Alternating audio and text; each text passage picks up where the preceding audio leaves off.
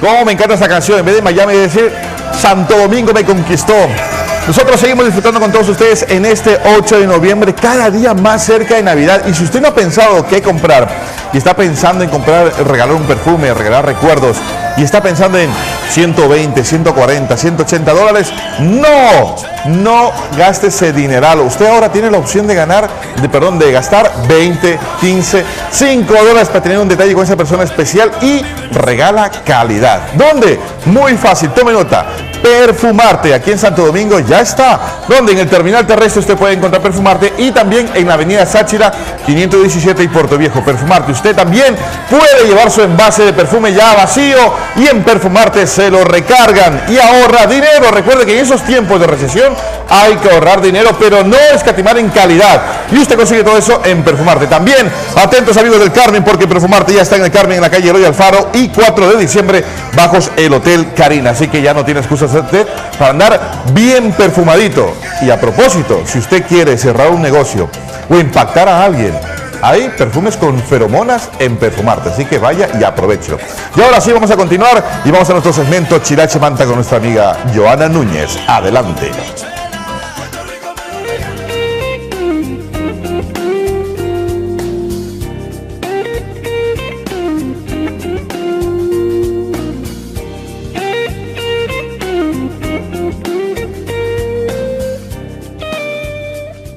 Gracias, Carlos. Por supuesto, ya estamos en el segmento Nuestra Ley, Chilache Manta, y si usted tiene algún tipo de conflicto y no sabe cómo solventarlo, cómo solucionar este problema, ponga mucha atención al siguiente tema, porque en esta mañana vamos a hablar de los medios alternativos de solución de conflictos, y para ello damos la cordial bienvenida al abogado Polibio Flores. ¿Cómo está? Bienvenido. Buenos días, Joana. Buenos días, Santo Domingo. Sí, en realidad es un tema que no es muy conocido, ¿no?, para la ciudadanía en general, pero el día de hoy vamos a esclarecer parte de lo que significa, ¿no?, los medios alternativos de solución de conflictos. Pongan mucha atención, porque este es un tema pues que nos puede ayudar a solucionar diferentes problemas o conflictos que tengamos en nuestra sociedad. Y para iniciar vamos a dar a conocer qué son los medios alternativos de solución de conflictos. Bueno, Joana, en primer lugar nosotros tenemos que entender que vivimos nuevas épocas en el tema de la administración de justicia, y dentro de ello justamente se busca ahorrar tiempos y ahorrar justamente en todo lo que tiene que ver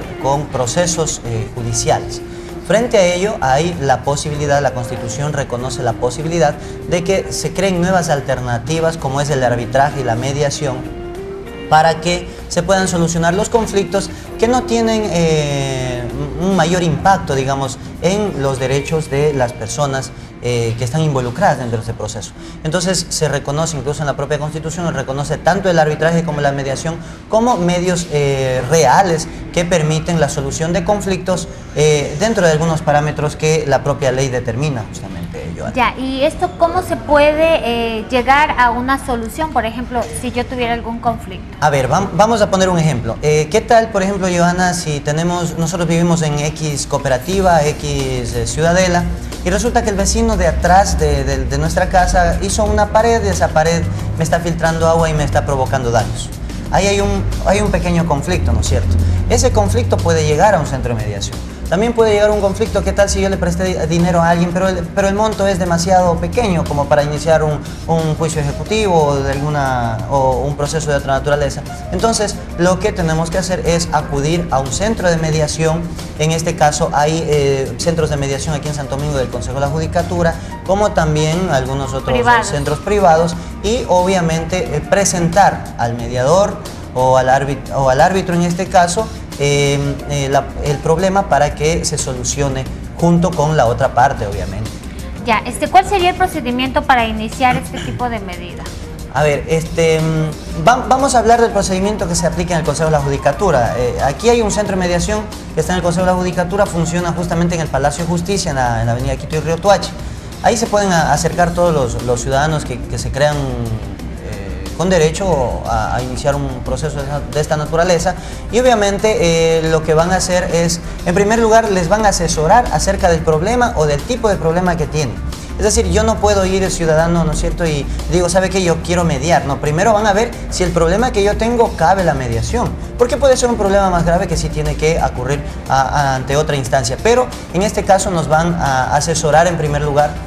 Una vez que se den cuenta que sí cumple los requisitos para que ingrese a mediación, nos van a entregar una ficha en la cual vamos a tener que llenar nuestros datos, vamos a llenar los datos de la persona también a la que queremos invitar a esta audiencia para que se dé esta mediación. Entonces, una vez que se hace eso, se agenda el día y la hora en la cual se va a dar esta audiencia de mediación, ¿no? Y se va a enviar una carta para que sea entregada a la otra parte. Esta otra parte tiene el derecho incluso de no asistir al llamado. ¿Ya? Se recomienda siempre que más bien se asista y se resuelva de la manera más amigable posible, rápido. Pero si se cree asistido en el derecho, no necesariamente puede ir a esta convocatoria, y entonces lo que se va a generar es un acta de imposibilidad de mediación dentro del Consejo de Judicatura. Ese es el trámite correspondiente que se daría dentro de un centro de mediación normal. Ya. Vale recalcar que en el Consejo de la Judicatura existe un centro de mediación en donde usted puede acudir, y esto es totalmente gratuito. ¿Qué pasaría si luego de llegar a un acuerdo en esa audiencia las partes no cumplen? Solamente aclarando una cosa, Joana, es completamente gratuito, no en todos los aspectos. Por ejemplo, en temas que versan sobre dinero van a cobrar una tasa de acuerdo al porcentaje. Exactamente, un porcentaje de acuerdo a eso. Sin embargo, es muy económico, diría yo, sí, módico, que permite incluso tener una salida adecuada. La pregunta que me hacías es ¿qué pasa si alguien no cumple? Si llegan a un acuerdo en la audiencia y no cumplen. Ya, bueno, por ejemplo, un laudo arbitral, ¿no es cierto? O tiene el mismo peso que podría tener una sentencia. Es decir, si yo llego a un acuerdo con Joana Núñez, ¿no es cierto? Yo llego a un acuerdo frente a X, Y problema, eso tiene un peso de sentencia, y eso me va a permitir, si es que alguien no cumple, me va a permitir iniciar algún tipo de acción para que se cumpla esa situación, ¿no? Para que se cumpla. Y obviamente lo que se recomienda es que si se llega a un acuerdo en mediación, se da cumplimiento, porque se supone que el acuerdo está favoreciendo a las dos partes, porque es de parte y parte que ceden posiciones y llegan a un acuerdo mutuo que les favorezca justamente a las dos partes. Hay una pregunta que se hacen siempre nuestros amigos televidentes. ¿Esta clase de solución de conflictos se puede dar en materia penal? Sí, se da en materia penal. A ver, en el Código Orgánico Integral Penal se reconoce la conciliación, y yo puedo decir, es un método alternativo justamente a la solución, pero hay unos requisitos. Por ejemplo, que el delito no exceda cuando se tratan delitos contra la propiedad privada, que no exceda de 30 salarios básicos unificados. Traducido al español, ¿no? $366 del salario básico. Multiplicado por los 30 daría un total más o menos de $10.980. O, por ejemplo, que sea resultado de un delito de tránsito en donde no haya habido un caso de muerte, claro, ¿no? Solamente sean daños materiales. O en el otro caso también, de que sean delitos cuya pena privativa de libertad no excedan de 5 años. Ahí hay unas reglas también que se aplica a ese tema, pero eso ya no nos corresponde a nosotros, les corresponde tanto al fiscal, al juez, dependiendo el tipo de delito o infracción que se esté cometiendo. No aplica justamente la conciliación en delitos de naturaleza sexual, en violencia familiar, ¿cierto? O en delitos contra el Estado, justamente porque hay una prohibición expresa de ello en el propio Código Orgánico Integral Penal. Bueno, esto es bastante claro, como lo manifiesta el abogado Polibio Flores en esta mañana, ayudándonos a conocer un poco más de este tema bastante importante para nuestra sociedad. Y para despedirnos, ¿qué mensaje le daría usted a nuestros televidentes? Bueno, el mismo mensaje que doy siempre. Si tenemos duda, por favor, busquemos a un profesional, asesorémonos bien. Estamos justamente dispuestos a ayudar con ese tema. Estamos ubicados en la calle Quito, entre Río Tuachi y Cocaniguas, altos de la heladería Pingüino.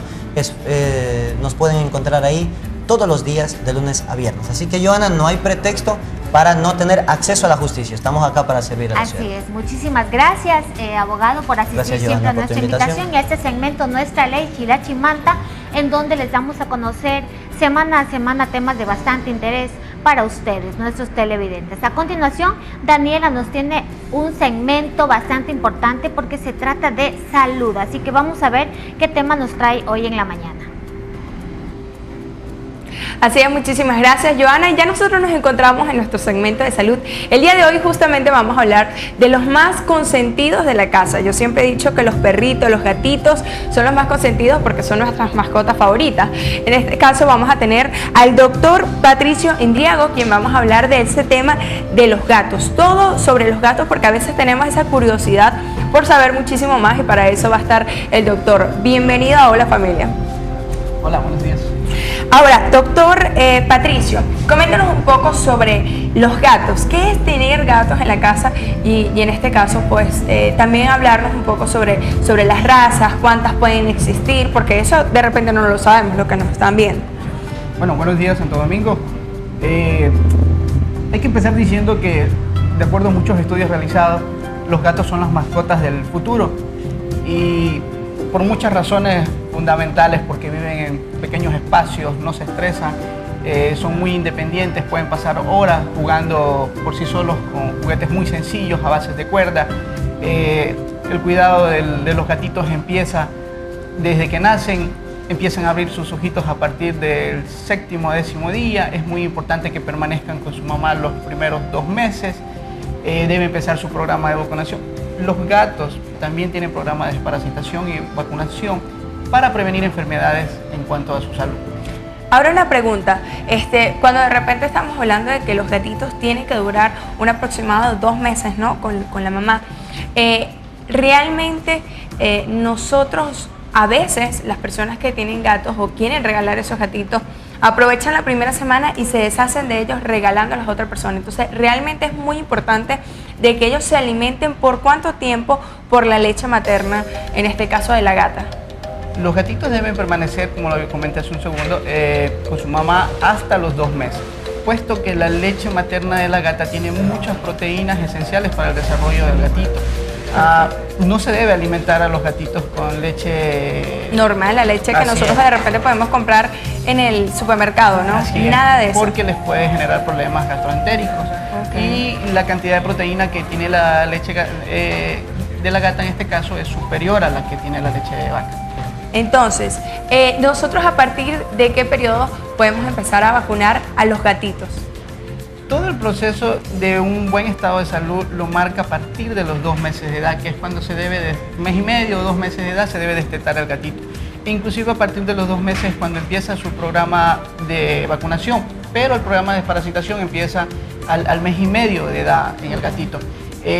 ¿Por qué? Porque si lo hacemos antes del programa de vacunación, la inmunidad que la madre genera a través del calostro de sus anticuerpos puede verse afectada de la inmunidad que nosotros estamos generando vía vacuna. Ahora una pregunta, Doc. ¿Sabes que cuando te regalan o tú ves por lo menos un gatito, ¿no?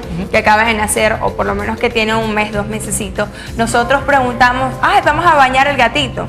Pero no sé por qué existe ese mito de que los gatitos no se bañan, que ellos solitos se van a limpiar. Entonces, ¿realmente qué es lo que pasa por ese motivo de que lo tenemos que bañar? ¿Cuántas veces? ¿Si se puede o no se puede? Bueno, los gatitos son... los gatos en sí son una de las mascotas más limpias, puesto que pasan horas limpiándose, acicalándose básicamente con su lengua todas las partes de su cuerpo. Y mucha gente cree que los gatos no se bañan y eso no es así. Los gatos sí se bañan 1 o 2 veces al mes y es un proceso también de aprendizaje o de costumbre en el gatito y empieza a los 2 meses igual de vida. Porque en algún momento se podrían ver en cierta forma afectada su piel por estar demasiado sucio y podría causarles problemas de piel. Ahora una pregunta, justamente ya hablando de la parte de los mitos, ¿no? Que existen en tener un gato, ¿realmente es recomendable para la familia tener un gato o en tal caso, qué nos puede afectar esto? A ver, es recomendable porque es una mascota más. No hay que olvidar que las mascotas son más que animales en nuestras vidas, son hijos para ciertas familias. Los gatos y perros hoy por hoy heredan fortunas en otras partes del mundo, entonces vemos que están tan vinculados que después de nuestros hijos son ellos, en cierta forma, los que ocupan ese lugar. Y no es que sea perjudicial para la salud, en cierta forma hay mucho desconocimiento en cuanto a qué pasa o qué, hay muchos parásitos zoonóticos que son transmisibles de animales a personas y de personas a animales, pero las probabilidades siempre son mínimas porque en las formas que nosotros criamos y mantenemos a nuestros gatos siempre son de extremada higiene y solo podrían ser perjudiciales si no fuesen en ese caso. Claro, por ejemplo, un gatito en mal estado, en la calle, es la forma en tal caso de que de repente pueda, digamos que llevar un parásito o algo por el estilo, porque los que están en casa casi siempre uno lo tiene consentido, cuidado, también en espacios pequeños. Ahora, ¿qué es mejor? La pregunta, ¿qué es mejor, tener un gato o tener un perro?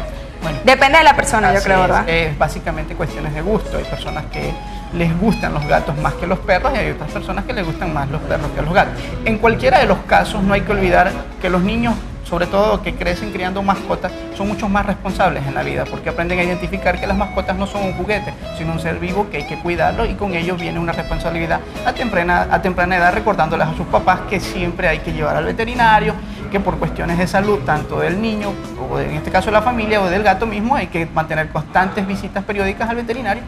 Y una de las cosas que el cliente debe saber sobre el cuidado del paciente es que hay muchas preguntas que deben hacerse y hay muchas recomendaciones que el médico debe estar en constante información comunicándole al cliente sobre su mascota. Ahora, doctor Patricio, nos hacen por aquí una pregunta que justamente nosotros habíamos hablado de ella tras cámara. Y la pregunta es la siguiente: ¿qué hay de verdad de que los pelos de los gatos pueden causar una alergia en los niños? A ver, las alergias existen en un sinnúmero de nuestro alrededor. Básicamente podemos ser alérgicos al polvo, inclusive a la carne y el pollo, por decirlo así. Y sucede en los perros que pueden ser alérgicos a la carne o al pollo, pero hay muchos estudios que a veces someten en cierta forma a lo que se considera que puede ser un causante de alergia para disminuir o elevar la inmunidad de los cuerpos en este caso. Y sí, uno puede ser alérgico a los pelos del gato, pero esto también va de que, aparte de que el gato se lame y se limpia con la intención de retirar todo este pelo en exceso, también nosotros podemos colaborar con ese sentido en los baños, en los cepillados del pelo del gato, sobre todo si tenemos gatos de pelo largo. Y hay que siempre alimentar al gato con una dieta adecuada, recomendada para ellos, para evitar la caída de pelo, que también es básicamente por deficiencias nutricionales en ocasiones. Ahora, una preguntita: ¿cómo nosotros sabemos si somos alérgicos a los gatos? ¿Cómo podemos nosotros como seres humanos en este caso para saberlo? Eso te lo determina un examen médico, ¿no es cierto? Porque uno puede ser alérgico a muchas cosas y no saberlo. Claro. Entonces no podemos echarle la culpa al gato en este caso pensando que es el gato el causante de nuestra alergia. Puede ser, como no puede ser, pero lo importante es mantener tanto la higiene del animalito, que siempre está en contacto íntimo con nosotros y nuestro medio ambiente, para poder evitar ese tipo de situaciones.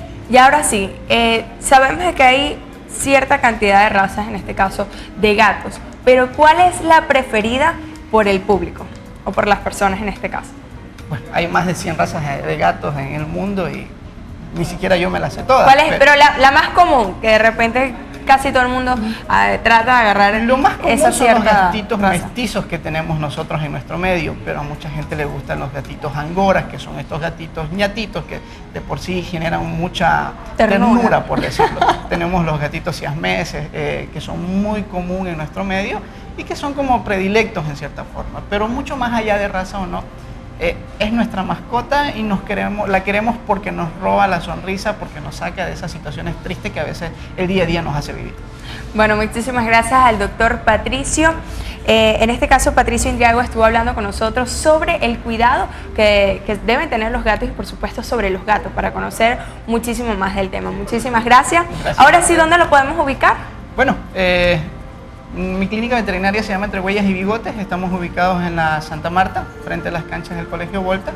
Es un placer poder servirle y, adicional a eso, siempre estamos en una campaña de información a nuestros clientes sobre la situación de nuestros pacientes. Mucho más allá de que sean perros, gatos, conejos, no hay que olvidar, son más que animales en nuestra vida y hay que cuidarlos, hay que asistir al veterinario, hay que tenerle confianza al veterinario, no hay que tenerle miedo al veterinario, hay que también dejar de satanizar de que ir al veterinario es costoso, porque es más costoso jugar con la salud de nuestras mascotas, que son como nuestros hijos, cuando ponemos en manos equivocadas o personas que no, en este caso no pueden ser veterinarios y están haciendo ese tipo de actividades. Entonces, no juguemos con la salud de nuestras mascotas, que son parte de nuestra vida, que son nuestros hijos después de los hijos y que nos roban y nos hacen felices todos los días a cambio de nada. Bueno, muchísimas gracias al doctor Patricio. Y ahora sí, nosotros vamos a irnos a una pequeña pausa comercial, pero ya volvemos con mucho más de Hola Familia.